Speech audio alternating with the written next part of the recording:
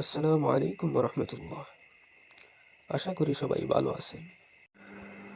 আমাদের অনেকের বাসায় হিসাবের চেয়ে অতিরিক্ত বিদ্যুৎ বিল আসে।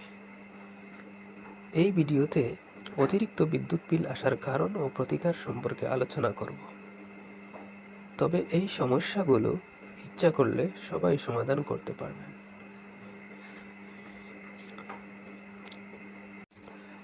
পুরাতন সিস্টেমে অনেক টেকনিশিয়ানরা ঘরের আর্থিং লাইন মেইন সুইচের সাথে দিয়ে দিত।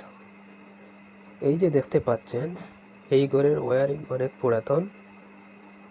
এখানে যে টেকনিশিয়ান কাজ করছিল, আর্থিং লাইনটা মেইন সুইচ বোর্ডের সাথে দিয়ে দিছিল, যার কারণে বিদ্যুৎ বিল হিসাবের চেয়ে বেশি আসতো।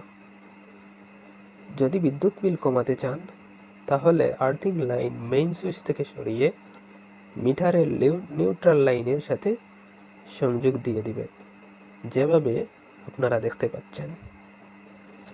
ভালোভাবে লক্ষ্য করলে দেখতে পারবেন, আর্থিং লাইনটি এখন মিটারের নিউট্রাল লাইনের সাথে লাল টেপ দিয়ে লাগানো আছে।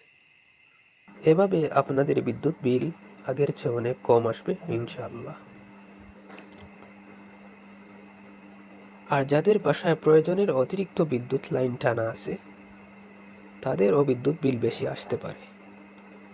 এবং যাদের বাসার ওয়্যারিং বেশ পুরনো, এতে করে তারের কার্যক্ষমতা কমে যাওয়ার কারণে বিদ্যুৎ বিল বেশি আসতে পারে। এরকম হলে আবার নতুনভাবে ওয়্যারিং করিয়ে নেবেন, এতে করে আপনি একটি দীর্ঘমেয়াদী ক্ষতি থেকে রক্ষা পাবেন। সবচেয়ে গুরুত্বপূর্ণ বিষয় হলো, যারা বাসায় বেশি ওয়াটের বাতি ইউজ করেন, বিদ্যুৎ বিল কমাতে হলে সর্বপ্রথম এগুলো পরিবর্তন করে আপনাকে ভালো মানের কম ওয়াটের বাতি লাগিয়ে নিতে হবে। এতে করে আপনি অতিরিক্ত বিদ্যুৎ বিল থেকে রক্ষা পাবেন ইনশাআল্লাহ।